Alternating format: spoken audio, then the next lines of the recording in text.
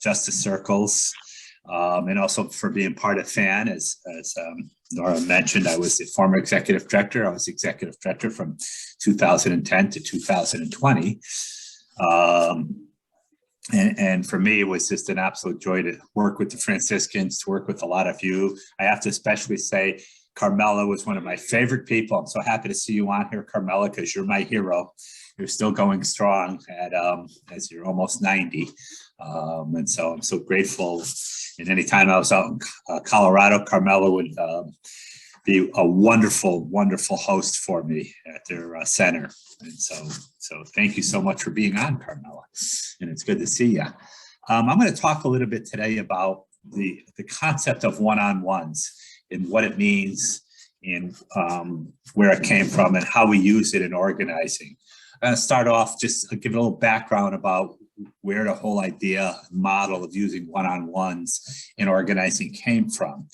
It came out of, there was a labor organizer in Chicago, a fellow by the name of Saul Alinsky, late 50s, early 60s. And Saul kind of came to the conclusion that to really do serious organizing, we had to get the faith communities involved. We had to really take a look at the different churches and start finding a way to connect the churches. And he and Cardinal Bernardine, who was a cardinal in Chicago at the time, came together and they started developing these church-based justice organizations within different communities of Chicago. And to do it, they realized that they had to get these pastors and folks together and start building relationships with each other. And so they came up with this concept of doing what they called the one-on-one meeting. Before I went to work for FAN, I did a little work for what their organization became known as IAF. I did some work for them for a couple of years, and I helped organize an IAF group in Connecticut. And we spent a year before we did any action, before we decided what issues we were going to focus on. We spent a year just getting to know each other, building relationships with each other. And we did that through doing one-on-one. Every meeting we had, we started off with doing a one-on-one.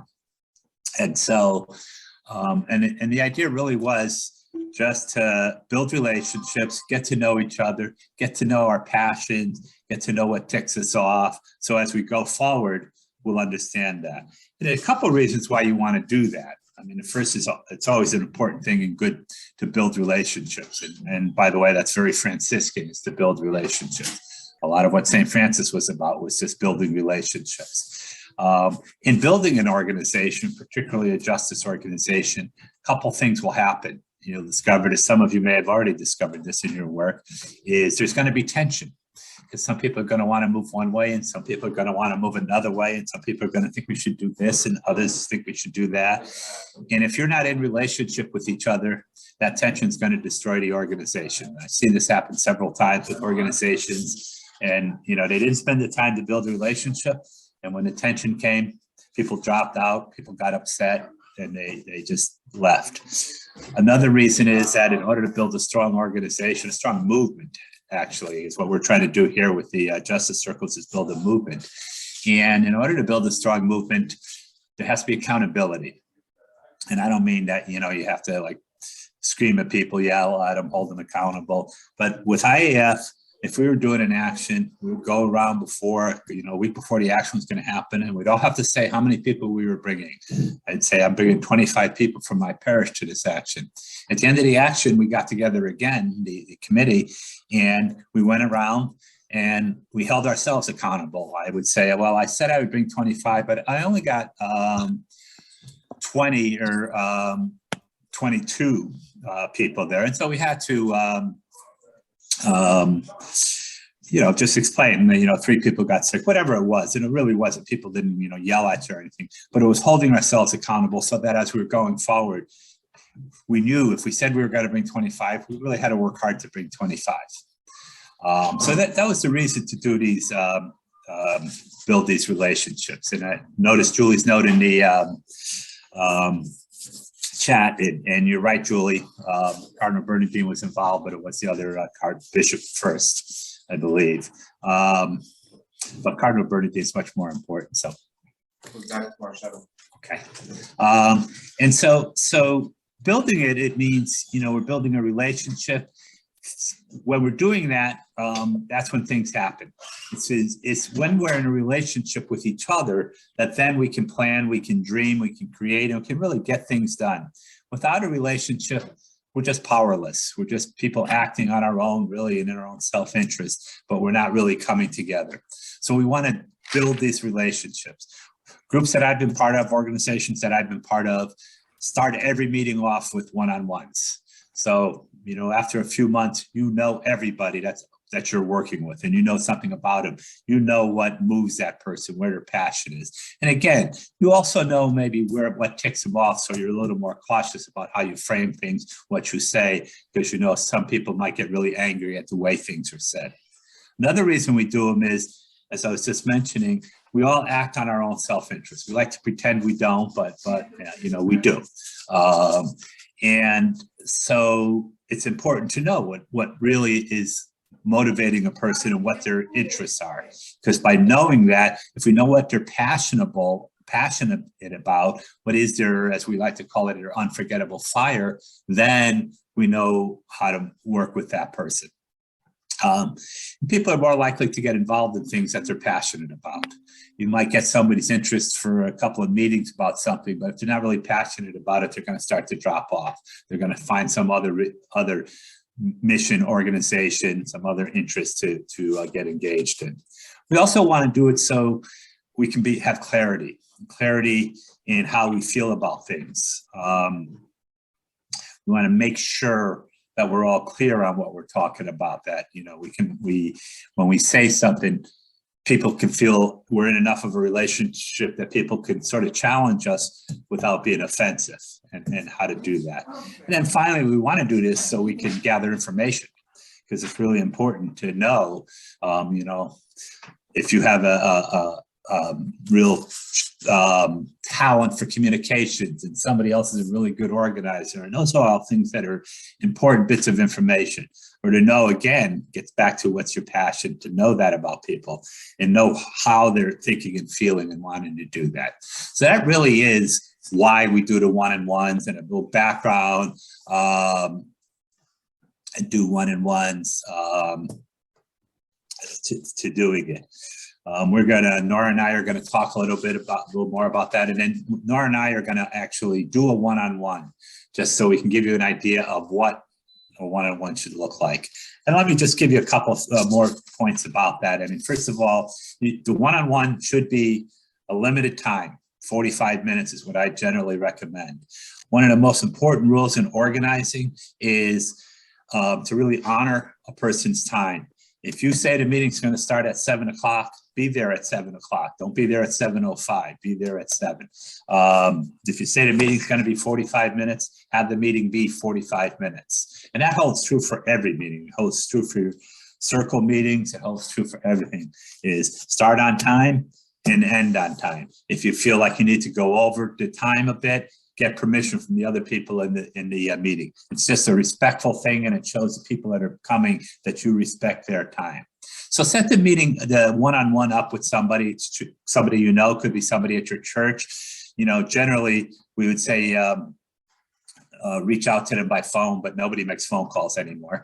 And so, you can text them. If you can see them at your church or somebody from your neighborhood that you think might be interested, just go up to them and ask them, tell them a little bit about what you're doing, what you're trying to do here with Justice Circles. And you think maybe they'd be interested in learning a little more about it. And could you get together for a cup of coffee? You can't do a one-on-one meeting on the phone, but you can do it by Zoom. I'll give you an example. About 8-9 years ago, I helped co-found the Global Catholic Climate Movement. And when we were starting that organization, we had a person from Australia, a person from Kenya, 2 people from Venezuela, somebody from Argentina, somebody from Canada, a couple of people from Europe, and a couple of people from the United States coming together. So we were from all over the globe. We were meeting every couple of weeks. We didn't really know each other. So we set up one-on-ones over Zoom. And so that we could all get to know each other. So you can do, and this day and age, people don't like to meet so much in person, although that is opening up. But again, even in your states, you may be people that are scattered, so it's not as easy to get together in person. If possible, get together in person. But if not, set up a Zoom call and do it on Zoom so that you can see the person and do that. There's no formula for how having a good visit. Just really, you're just trying to establish a rapport with people.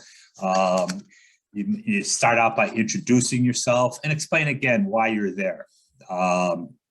Should be the same as why you set up the meeting, but just a little bit about that. You don't want to be doing most of the talking. You want to be doing a lot of the listening. So starting up doing that. Then you can have a few simple questions to warm up. And some comments just to develop a little relaxed conversation, sort of getting to know you, part of it. You don't want to spend a lot of time on that part of it, though. As much as, as time goes on, you'll be interested in hearing all the stories of their grandchildren and everything else. You just want to know a little bit about them from a personal level, and then really start to move into what is it that moves them, what motivates them. And then ask them some lead-in questions. Get them to share their story with you a little bit. That's very important to get them to speak. And in some areas that you really want to talk about and find out about the person, or things like what moves them, what's the passion, what gets them angry, and what are they willing to do about both their passion for justice and their anger. What steps are they willing to take? You want to know a little bit about their religion. You could ask them about that. You could ask them about their community, if they're part of a church, how they feel about it, what's good about it, and what's maybe they'd like to see change in it. You could ask about politics. I try to shy away from politics these days. I don't shy away from politics. I shy away from talking about politics with people that I don't really know that well. But things like that. But again, ask them questions that's going to get them to share stories. I shared with Nora something that I often ask people first time or second time that I meet them when I'm sitting down. And I've done this on one-on-ones, but I've also done it, at a wedding where I sit at a table that I don't know a lot of people. I just, some people, and I ask people to tell me, especially if there's couples there, I ask me to tell me their love story. Tell me the story of how they met. Everybody loves to tell their love story and how they met. And it's a great way to break the ice a little bit and get people talking about themselves a little bit. Again, set the time limit and limit it to that time. You may be having the greatest conversation in the world and things may be going really well, but you want to be respectful of their time. So a couple of things to stay away from is, we're not selling anything. We're not recruiting anyone for a project. We're just trying to get to know. We're not preaching to people.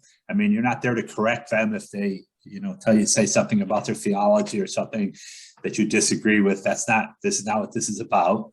And we're not judging or psychoanalyzing them. You're not there to give them counseling and none of that stuff.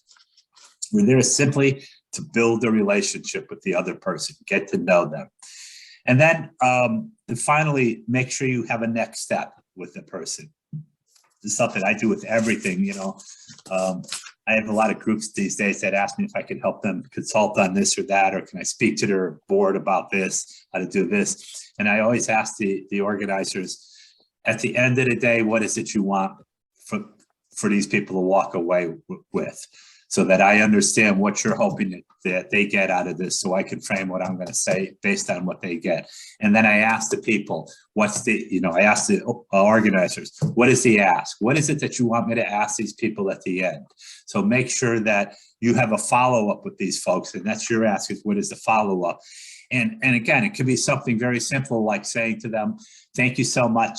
I'll send you an email or I'll call you to just follow up and let you know what we're doing and see if you're interested, or can I send you a couple of articles or some information about what we're doing just to fill you in a little bit. But you really want to leave that door open so you can continue building that relationship with that person. And then the final thing is, once you're finished, and there's a list of questions and reflections that you, not there at the table, but when you go home, you should fill out and answer. There's a whole reflection piece on one-to-one. It's on the FAN website, or Nora can send it to you, so I won't spend a lot of time going over that. But it really is to help you evaluate how the one-on-one meeting went, and also how you feel about this person. Is this somebody who you think would be a good person to be in leadership or be part of the organization? Or is it just somebody that maybe you can call on once in a while to come to an event? So I'll leave it there. Great, thanks, Patrick. So we're going to model, right? We're going to do. We are, but I didn't know, if there's any questions first, and then we can model, or do you want to model first? Yeah, and then we will come back to questions, because I have a lot of questions too, but I want to give you all a chance. Okay. So what we're going to do is we are going to model Nora and I as if we're doing a one-on-one, and I'm the one that initiated it. I'm trying to get Nora interested in. And let me just say that Nora and I actually did a one-on-one a while back, which resulted in her coming to work for FAN. She didn't realize that I was doing a one-on-one with her at that point in time, but I was, and wasn't an interview. It was before, she had applied or anything like that. But I've known Nora for a long time, and I knew she was looking for a job. So I thought, well, let me just see what she's interested in and see what I can do to figure that out. So we did a one-on-one.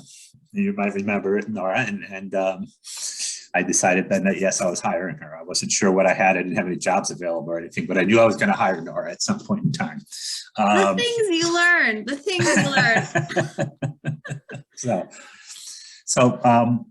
And we're going to only do about 5 or 6 minutes. As I said, generally they'd be about 45 minutes. So I'm going to time us.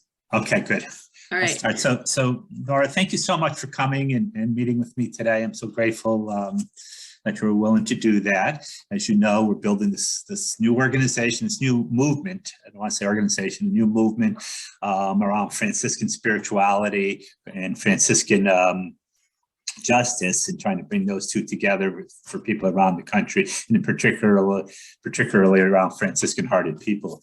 So I know that you've been involved with the Franciscans in the past. What was it that motivated you to get engaged with Franciscans? Yeah, that's a great question. I didn't know any Franciscans for most of my life. And then I was at a retreat, just a day retreat for people who had gone through a Just Faith program. And I met my very first Franciscan, Joe Nangle. And just the way he talked, the stories he told, I thought, I want some of that. I want to tap into that. And it was just very, I can't describe it, but he's how I sort of got introduced. And I really, like I said, I didn't know anything really beforehand. So I then got introduced to a lay mission organization, and just ended up doing that. And so that's how I got involved. Great, thank you. So interestingly, Joe Nangle was one of the people who got me involved with the Franciscans as well. When I interviewed for the job at the Franciscan Action Network, Joe Nangle was one of the people who interviewed me and asked me what my relationship to the Franciscans was. And my response was, well, when I grew up in my town, there was a Franciscan high school. I didn't attend it, but some of my friends did. And that was my relationship with the Franciscans. So it's very similar. And Joe got me convinced that, and just knowing Joe, really. So what would you say, Nora, that you're really passionate about? Oh, a lot of things. Well, let's say most passionate. Ooh, I am very passionate about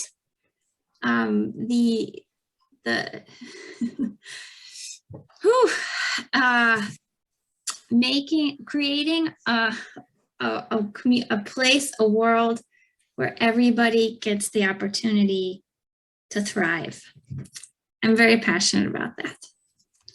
And what would you like to do about that passion? Ooh, what would I mean, it seems too big, honestly, to do that I can make much of a difference on my own, but I would love to do what I can, and maybe join with others. I think together we could probably do a lot more. Yeah. And what is it that makes you angry? Angry. Ooh. When I see injustice, when I see families separated when I see people suffering and it could have been prevented. When I see our world, Sister Mother Earth being not being treated with the dignity and respect that she deserves, that makes me angry, like out of greed and short-term profit. That makes me very angry. Right, and I would feel the same way about just the anger. For me is when when I see somebody being taken advantage of, and that's, for me, it's been that way ever since I was a kid. If I saw somebody being taken advantage of, I would get angry about that. What are you willing to do about that? About your anger? What am I willing to do? What do you mean? What am I willing to do? Well, what steps are you willing to take to not just for your anger, but for what's causing your anger? I'd like to be a part of the solutions.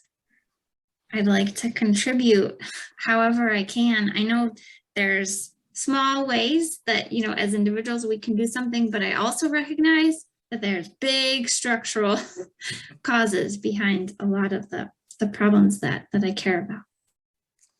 Great. How'd you meet your husband? So through a mutual friend. It was a complete accident. We shouldn't have met, but we ended up meeting. Wow, so meant to be. Yeah.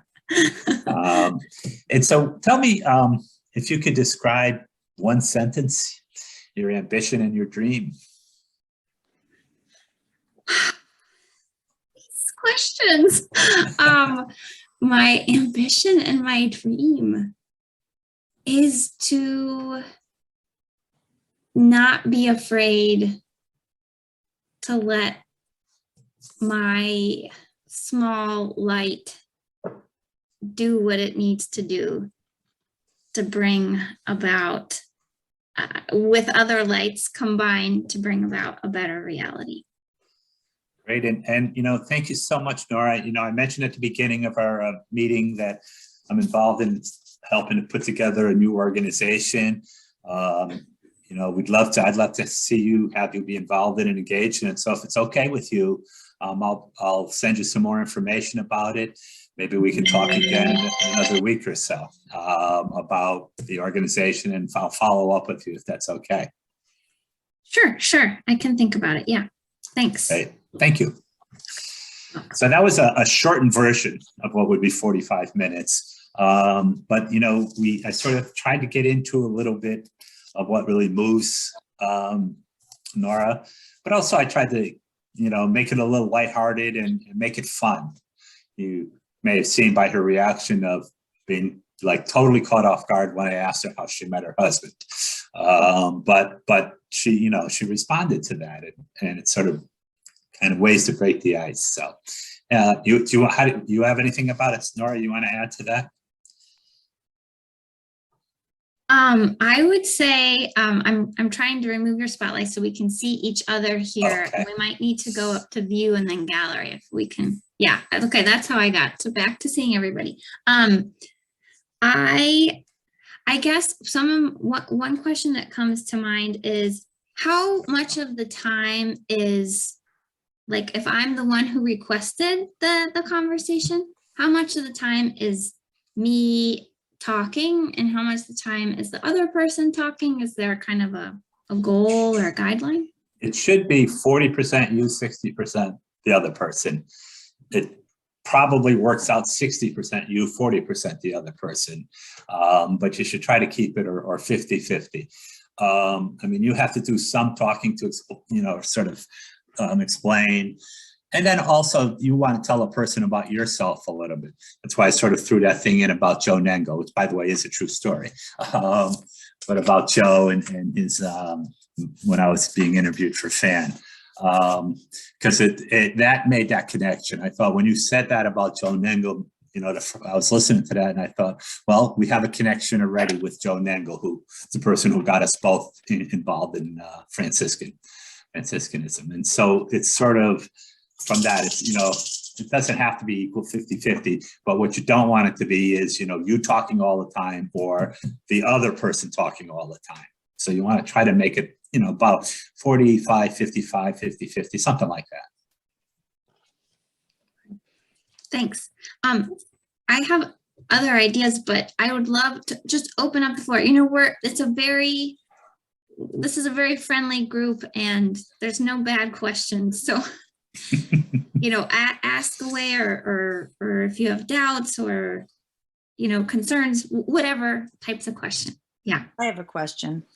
If I'm just meeting somebody and somebody starts asking me pretty intense questions, I may turn off because I don't know somebody. I don't want to share my deepest hopes and dreams and whatnot. And I wonder if there's a way that if you find when you're talking to somebody like me, you can sort of ratchet it back a little bit and still get the desired outcome. Absolutely, you can. I mean, it's part of it is, and as you do more of these, you get to learn a little bit. Part of it is you're trying to read the person a little bit, and if you're listening to them and you sort of get that they're a little, tense about that, you can pull it back and just get into more everyday stuff. Yeah. I mean, asking them about what their passion is or what makes somebody angry, I wouldn't start off with that. I did here because it's a short period of time. Right. I wouldn't jump in with that. I would start off with, particularly if it's somebody you met from church, how they feel about their church. What are the good things about your church community? Some stuff like that, which sort of break the ice a little bit, and then go into a little more of a little deeper on it. Okay. That's a really good point.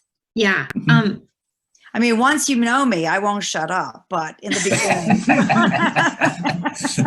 beginning.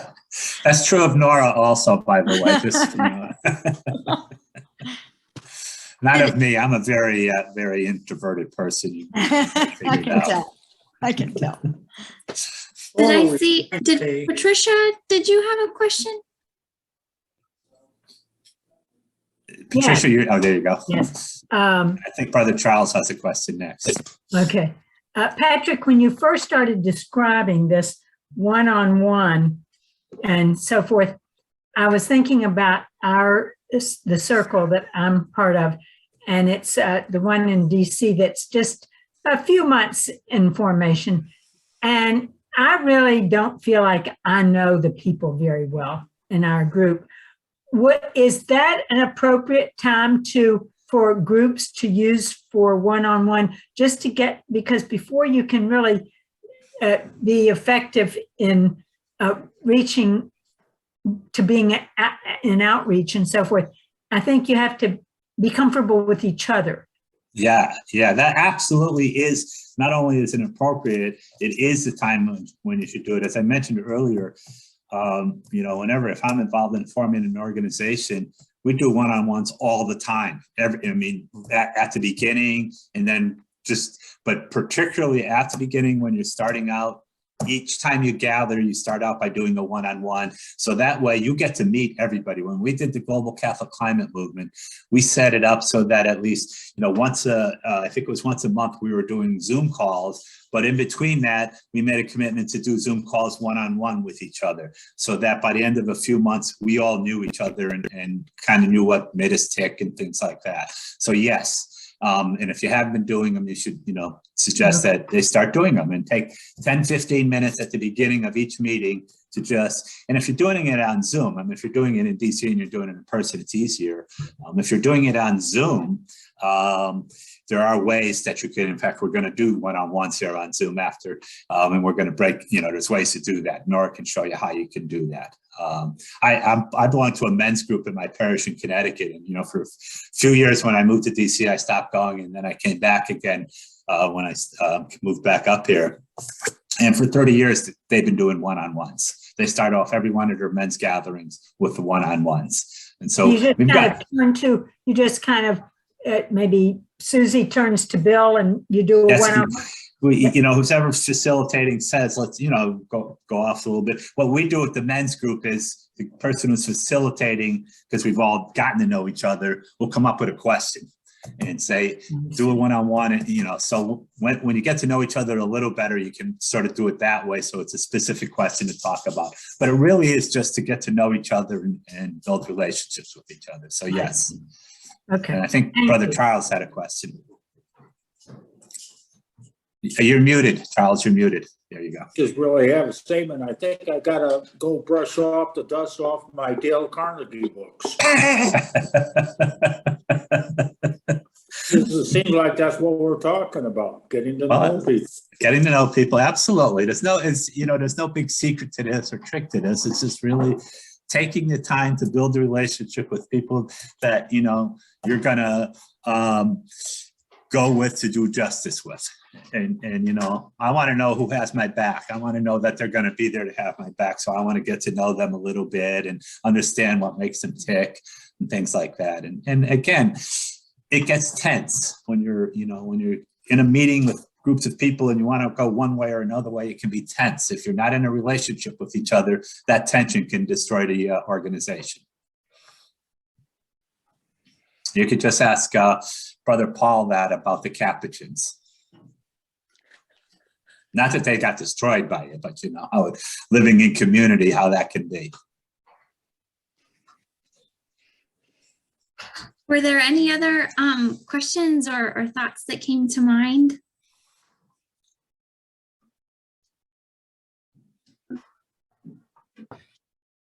I had one kind of a follow-up to what Patricia, what you were saying. I'm glad that you brought that up.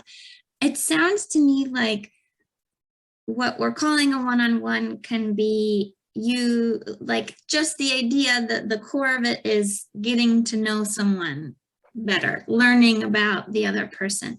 So it's something that we can do internally within our circle to get to know each other. And it can also be something that we can do when we are trying to get to know folks in other spaces, trying to learn about what they're experiencing, or, you know, trying to see, is there a way we can collaborate? But just, it was interesting to me the way that you said, Patrick, that it's not, we're not selling or preaching or judging, that it really is, the goal is to get to know each other. So yeah, I just wanted to make sure I understood that. Yeah, and you know, this is something you could do with your meetings, your national meetings too. I mean, you know, you have, I don't know, 23 people here. They probably don't all know each other that well, other than getting on and seeing once a month on Zoom. And so you might want to think about starting these meetings off with a one-on-one and just, you know, breaking people off into the like we're going to do, and do a 10-minute one-on-one. And maybe, you know, you can do it in a way that it's, they could share a little bit about what their group is doing or something like that, you know, however you think, Nora, but that might be a way to do it and also get people used to doing this. All right. So could, you know, that gives me an idea. I wonder if we could just sort of practice that. I'm not saying we're going to stay for 10, 15 minutes, but like, could I just test it out for like 3 to 5 minutes, just to see if it works? If you all hate it, then we won't do it again. But we can just give it a shot. I see Jim from Cincinnati has joined us. Welcome. And there are a few other people who joined us too. So thanks everyone for being here. What I have the ability to do, and I'm sure some of you have done this or been a part of it before, there are these breakout rooms. So I can put us into 11 breakout rooms, which is 2 people per room. And we can just, like Patrick said, is this right, Patrick? Just introduce ourselves and maybe share ever so briefly what you know, I would just share why you're connected to the Franciscans. I think that's an interesting question to start with, because you only have a couple minutes, and I know some of you could go on for hours about that. But just, you know, introduce yourself, where you're from, and what is it that brought you to be connected to the Franciscans in whatever way it is that you're connected to the Franciscans. Okay. Does that make sense? Yes, I think so. Great. So we'll see you back here in 4 to 5 minutes. I'll try and do a little message to let you know 1 minute. Yeah, you usually get a message that you have 1 minute left. Okay. So. All right. Want to say any final thoughts or I would just, if you have a few minutes, ask people what their thoughts were about how they felt about doing this. It took me back to my days as a social worker.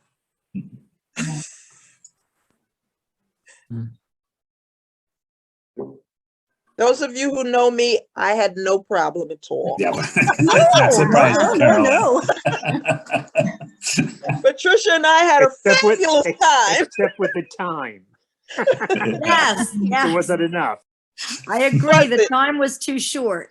Yes. Yeah, I mean, it's hard to judge when you're doing a practice thing here for 5 or 6 minutes, but so another thought maybe you might want to think about, Nora, is asking everybody that's here before the next meeting to pick somebody and do a one-on-one with them. That can be on Zoom and could be 45 minutes. That way you're not spending 10 minutes on the beginning of your meetings, but they can do it in between the meetings.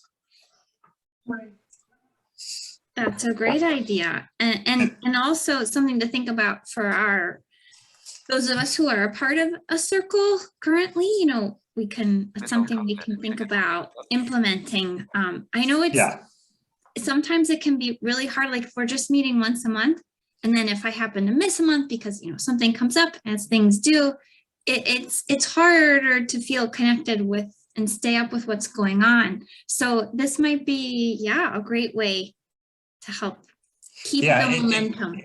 And even when you're having your meetings, I'm assuming most of the meetings are by Zoom. Ask the people in your group to do a one-on-one meeting in between the meetings, so that that's how they can get to know each other. Again, that's what we did with the Global Catholic Climate Movement. In between our monthly meetings, we met with each other one-on-one and got a chance to know each other. And so, if you all could just, I think everybody should have everybody else's email address. Pick a person, email them and say, can we set up a time and, do a one-on-one meeting? And, you can use Zoom. Zoom would be perfect because if you don't have a Zoom account, you're limited to 40 minutes. So that gets you in a 45 minute. If you have a Zoom account, then, and you're doing it with Carolan, you could be on for 2 hours. So. It reminds me of parking lots. Whenever there be a church committee or whatever, or any group you meet, there's always somebody you want to know more about, and you end up talking for 20 minutes, 30 minutes in the parking lot before you leave. So same idea, but so again, if you all wouldn't mind just doing before next meeting, doing a one-on-one with somebody that's there, and just send emails out to each other and then just keep track.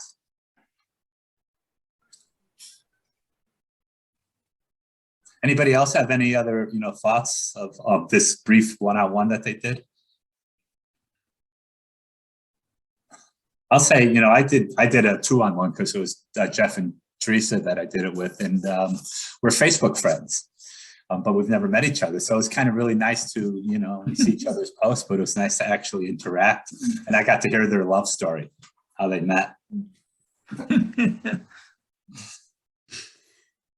I won't share it, Jeff and Teresa. I'll keep your secret.